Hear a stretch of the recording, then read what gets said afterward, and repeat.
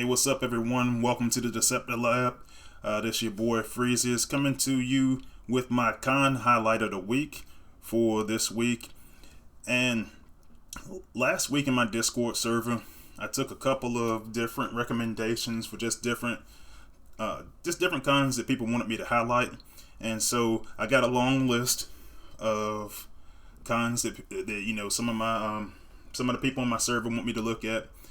So this week I am going to be looking at Thrust, and the reason for that is I got a lot of you guys, if you watch my videos or if you talk to me in the Line servers or the Discord or the Line app or the Discord server, one of the things that that I'm really high on like Sentius Malice. And so I like to pair bots to have similar abilities. And so one of the things that we'll talk about is some of the different combos. But first, let me go to the game screen and we'll take a look at Thrust. Alright, so this is the Thrust that I got, and I'm using this one off the test server because I got a couple of bots that I want to try to combo with that I might not necessarily have at a decent level on my main account yet, but you know how I do typically when I'm going to do any kind of testing with anything. I try to keep the abilities and try to keep some of the power cores and everything, the builds, kind of realistic. And so for me, realistic looks a little bit like this, where typically I'll run these bots at like level 7, particularly with my 4 stars. I don't like to carry them too much above that. Obviously there are some exceptions, but in this case I think 7 will be probably a little appropriate for this tutorial right now. And in this case I do have it's normal for me to have a couple of the maxed out enhanced ordnance cores, so we'll take a look at that, and then we'll take a look at combat bot options.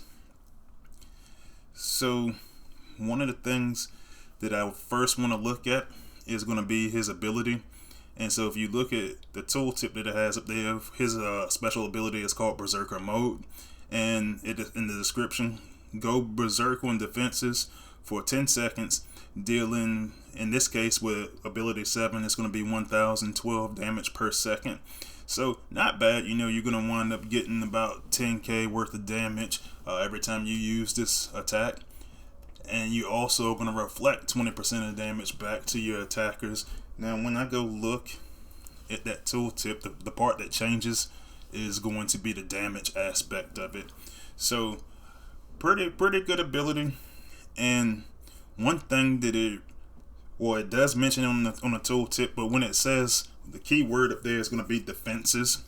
So when it starts talking about defenses, it's only talking about just different buildings, or it's not the regular buildings. It's only going to be actual weapons that are attacking you back on the base. And when we go into some of the game footage, we'll kind of go over why that becomes important. I find it really good for pathing purposes, because one of the things that I always try to highlight in these videos is protecting the rest of the bots on your team. And so there's a lot of advantages that you have just from using Thrust, and so we'll go over some of those now. So the first thing that I want to look at is advantages. It only, like I said, it only targets defenses, and so it helps you clear out a lot of those areas for the purposes of protecting your bots. That makes it a little bit easier for different combos, because a lot of times what I'll do is I'll take the other bots that I'm using in that team to kind of take out some of the regular buildings that are the non-defense buildings. So I might have my other bots targeting Energon or Alloy storage. Those typically have a little bit of higher health, and so I just want to use those to get it cleared out, because I know that if I use Thrust ability that it's not going to clear those out for me. And it also kind of helps a little bit when, especially when I have Crater Maker put on him, to, once he's doing his normal attacks, kind of get him to fall back a little bit and let the rest of the team go forward. I'll show you guys that here in a little bit when we get into some of the gameplay. We also, one of the other advantages is that, like I already went over, it's pretty good damage per second when you look at the special ability. And so I like to use that special ability, like I said, to just clear out some of those defenses easily. This is going to be a bot that's going to kind of hover a little bit. So one of the things that I do notice that typically happens is when the outpost bots, if he gets near that area, you can time it appropriately to just get him to kind of start his next attack, and everything will hover beneath them. As far as outpost bots, Spider-Mans, so on and so forth. So you can allow those to kind of start to attack your stronger members of your team, which is why earlier I had mentioned Sentius Malice, because he's got good damage and health with a similar ability. Like, I actually call Thrust the Air Malice because of how similar the abilities actually are. Let's see. As far as disadvantages go, now it's not a whole lot in the disadvantage area, but he does. One of the things you do have to manage the fact that as he destroys defenses, because his DPS is so high, he might very well skip ahead of the rest of your team. So that's one of those things that you constantly have to monitor. You constantly have to keep your eye on, so that he's not getting in front of your tank. So he's not getting in front of your special class bots that you might use as tanks. And honestly, it's pretty easy, because one of the big things that I'm starting to kind of preach a lot of is I'm starting to tell players, hey, stagger those attacks. Use an example of like Thrust and Malice. One of the things I would do is I would use Malice up front to go up there and soak up some of the damage, then use Thrust, then possibly use Malice again. Now, when you do that, it can get expensive, but typically, if you do it correctly, typically the damage is already going to be done. So that's not one of those huge disadvantages, but it is a slight disadvantage, depending on your team build and how you want to proceed using that particular pairing. The other disadvantage is, and even though it's not a terribly long time that he's in the air, he is in the air for 10 seconds, and obviously, from a defense standpoint, the anti-air core is going to be one of the more popular cores that's going to be used. So it's one of those things that you want to look out for from a damage standpoint. Once again, that's not like a huge disadvantage, primarily because, he is reflecting some of the damage back. Anti-air core is one of the stronger defense power cores in the game. So that's one of those things that you also want to look out for and manage appropriately. In addition to that, like I already mentioned, the ability can get a little bit costly as you go along. I'll show you guys a little bit more of that during the gameplay. But it is one of those things, it's a good bot, but it's a bot that you have to use. You have to be conscious of what you're doing to make sure that you manage him appropriately. So let's take a look.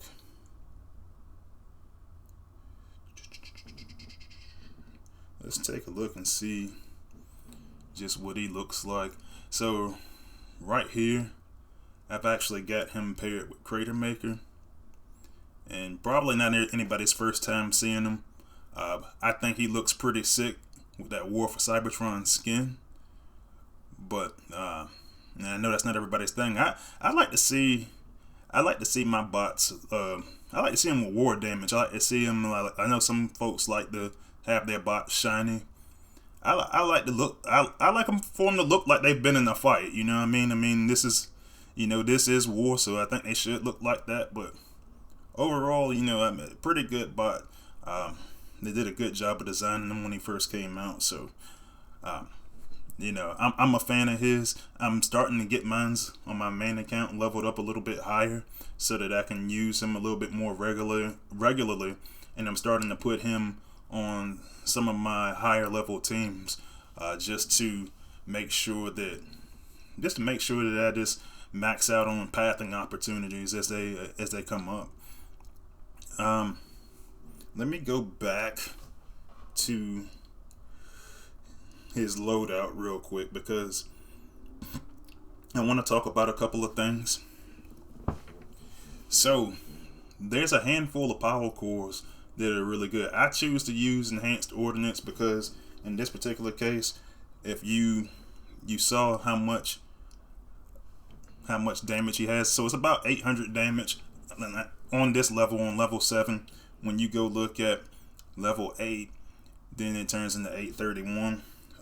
Obviously with the enhanced ordnance, you're getting a little bit of a boost there, just to try to clear things out a little bit faster. So that's what I primarily use. I have a couple of maxed out ones in my inventory. On my live account, I don't have his particular core maxed out, but I think I've got it around 13 or 14. So just enough to try to get the job done a little bit faster. So that's what I use.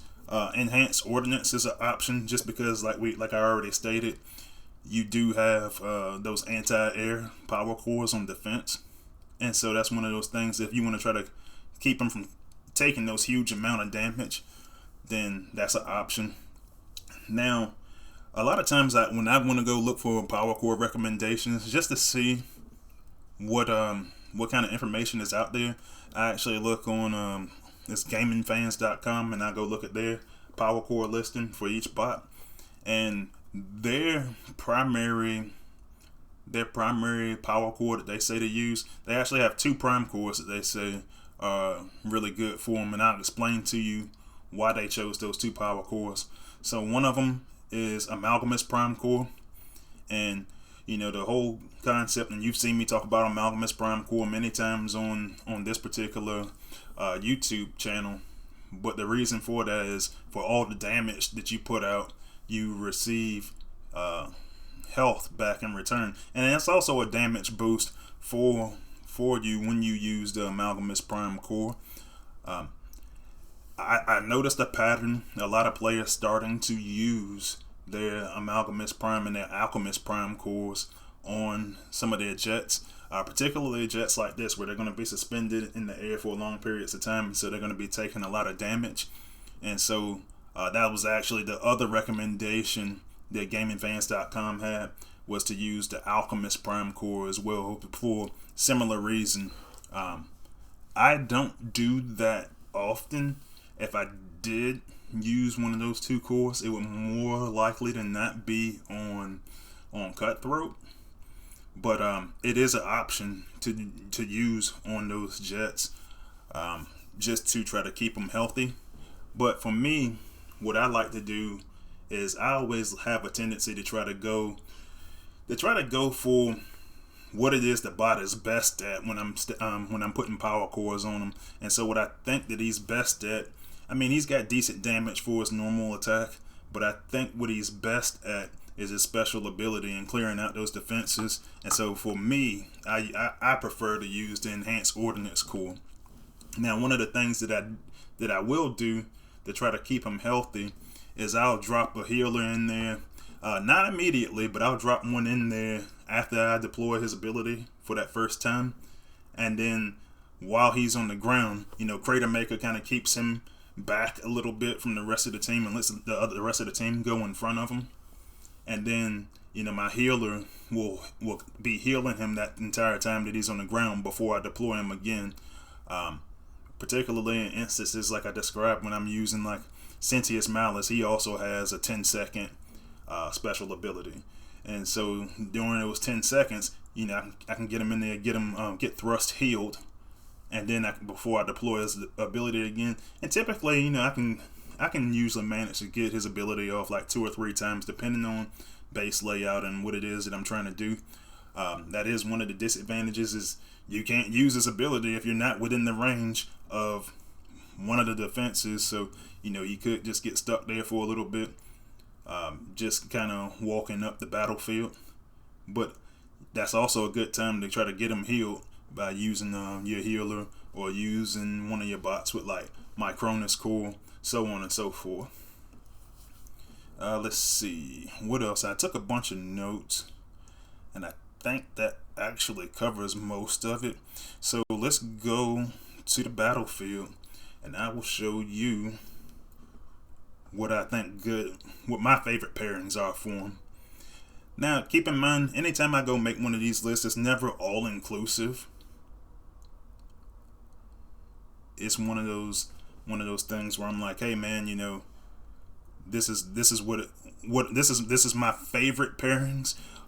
So if you use thrust a lot and you got a lot of different pairings that you use with them that are a little bit different, then go ahead and drop those in the comments, or if you're on my Discord server and you watching this video, tell me a little bit about your pairings and stuff. I'm always looking to learn. I'm not saying my way is the perfect way, but it does kind of suit my playstyle. But on this screen are the bots that I typically use with thrust. Like I already went over, Sentius Malice, and basically because he has that similar attack. So 10 seconds on him for ranged attacks. This is why I was talking about the Amalgamous Prime Core earlier, because one of the things that I'm looking at is Malice has 10 seconds of his special ability, and I have him at ability 11, but that's dealing 1,625 damage points per second.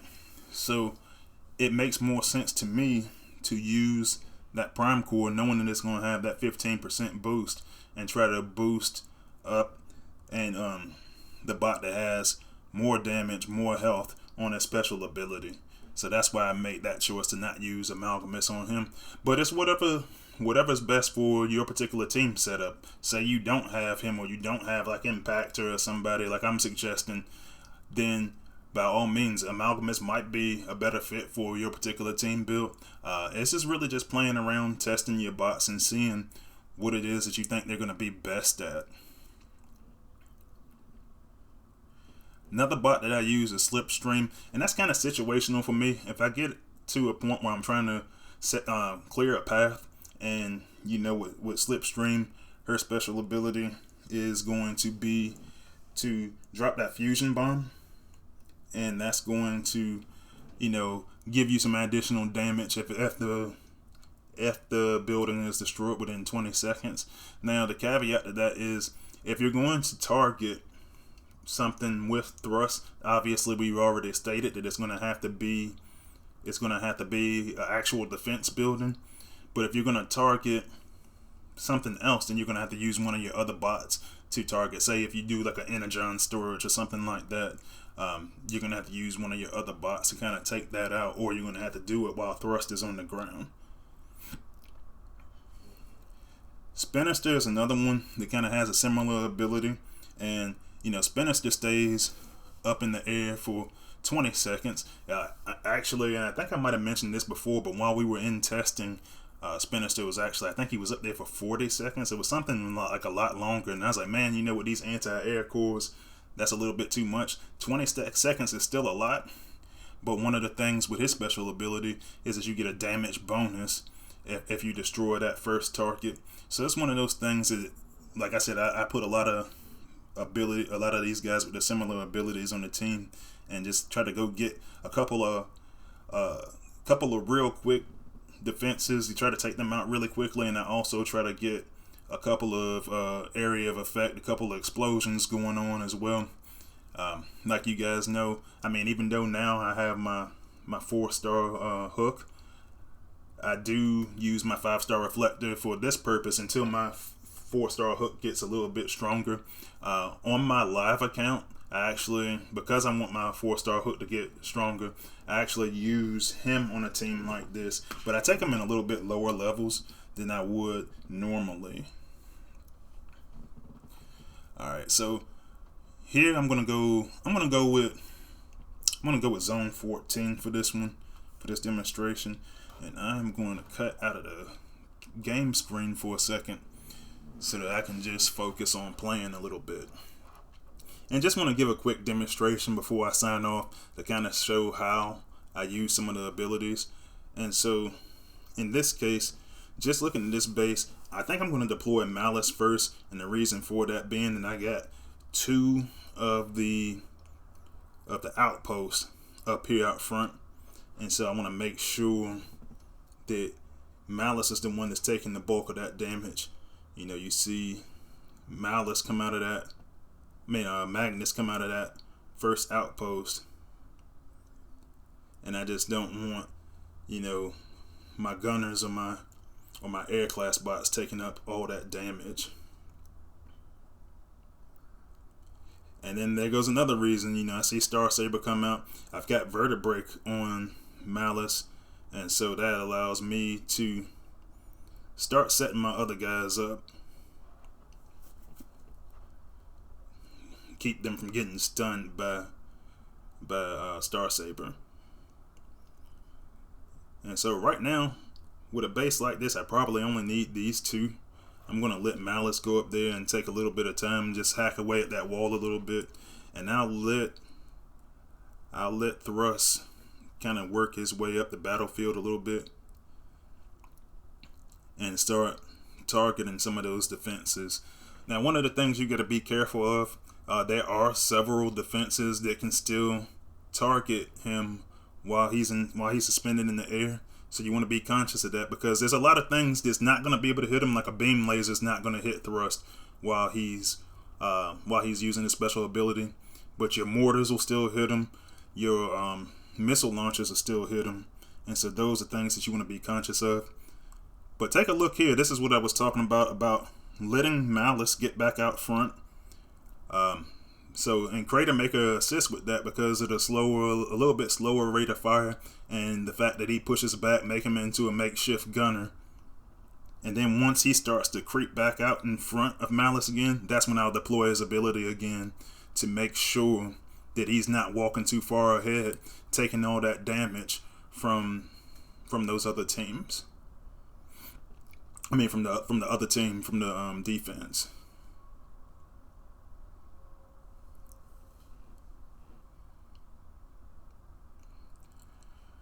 And that's how I typically use that particular combo.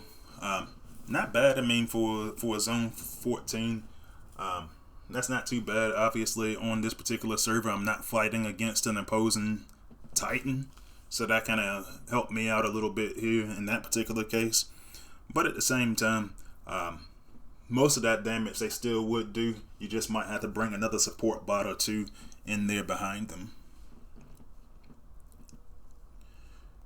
Alright, I'll run one more demo before I sign off. And this time I'll bring the whole team in for this one.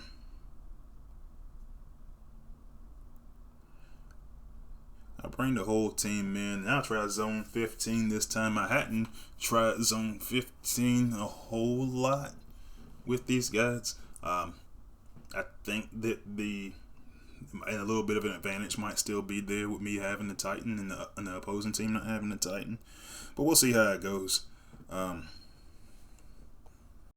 So in this case, and I don't like going up the middle, but I said I want to try to get rid of this MDS, and I want to try to get this. Alright, well, they didn't have a combining pop out of there, so that'll be helpful. Now let's bring the rest of the team in behind them. And hopefully what I'll be able to do, I got ability 11 on reflector, so I'll deploy that. And see, what I try to do is once Thrust starts to get in trouble, that's when I kind of use a special ability, let the rest of the team walk forward. You can see that Slipstream, who I don't have at a very high level, is taking quite a bit of damage. And I'm letting Thrust get a little bit of that health boost right there. It's kind of staggering a little bit, so Thrust is getting some health, but at the same time, he's also taking a little bit of damage. And this is what I was talking about. If you look at that anti-air core right there, you can see he's taking quite a bit of damage right there. So that's one of the things that you want to be on the lookout for as you proceed up the battlefield.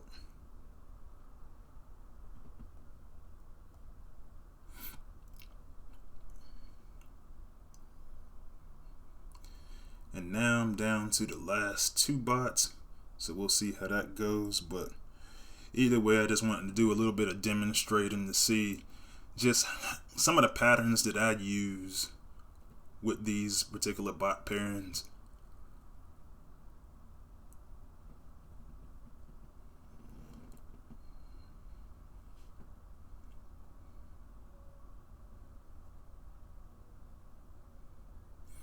luckily enough, I got a lot of time left, but unfortunately, I didn't bring a full team this time. I just kind of wanted to see what they would look like in Zone 15, but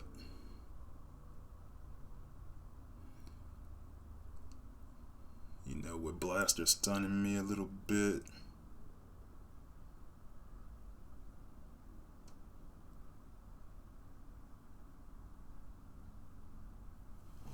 So yeah, didn't quite get to that point in Zone 15, but and a lot of that's like, I said I don't have these guys leveled up that high.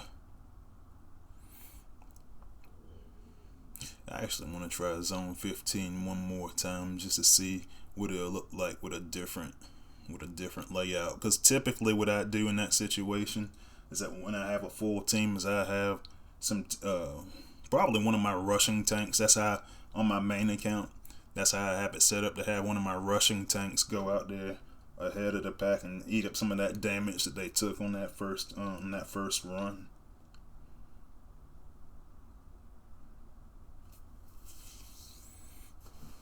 But at the same time, that's not bad. I forgot what power level that I had for this particular team. I want to say it was like 12K or so. So that's still pretty good. Not using that whole squad. So I try to do something similar and get rid of the spider mines with malice.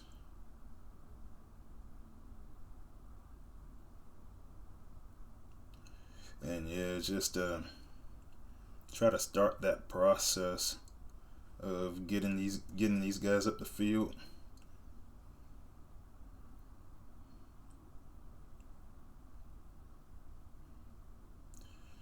And I'm just trying to get them in a position where I can kind of leapfrog this slow beam a little bit.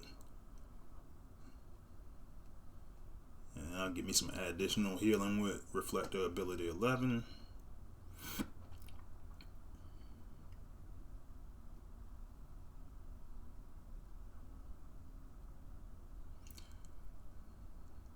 And Spinister is kind of just walking around in the back on me and trying to get Spinister to come up a little bit, maybe get a little bit of help from him.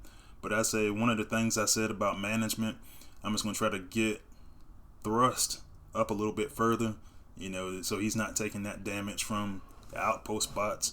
One of the things that I didn't mention earlier is that Thrust can actually attack outpost bots too. Along with, typically it's just the defenses, but if it's an outpost bot in the area, then that's when that outpost bot is going to get attacked by Thrust special ability.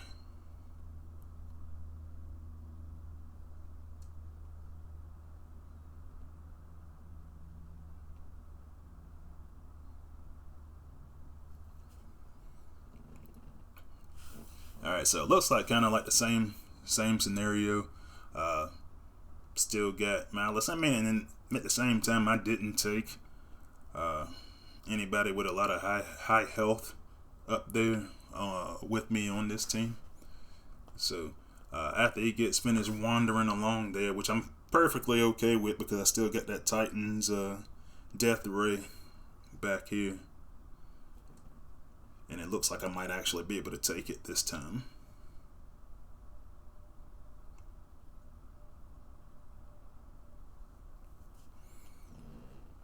Well, we'll see. No, they got Gnaw up here, kind of slowing the process down a little bit.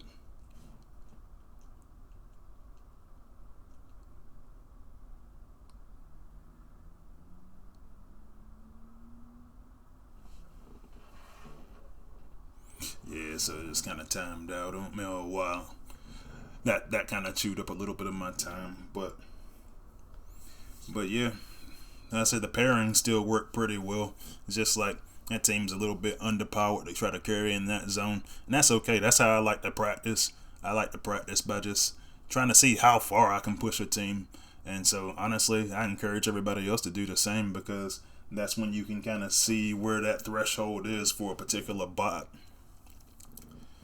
But Other than that, let me head back to the lab real quick, and I'll just close out by talking about a couple of things that we got going on this YouTube channel and on the Discord server. And so, been a lot of recommendations that I've been getting from my Discord server, the guys on the Discord server.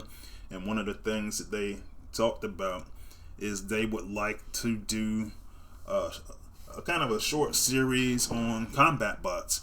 And so what I think I'm gonna do, and I'll probably do that with my upcoming one of my upcoming videos, if not the next upcoming video, is start looking at combat bots. And I'll basically give my ratings, my suggestions for a lot of the combat bots to see, just kind of get a picture of how I feel about them.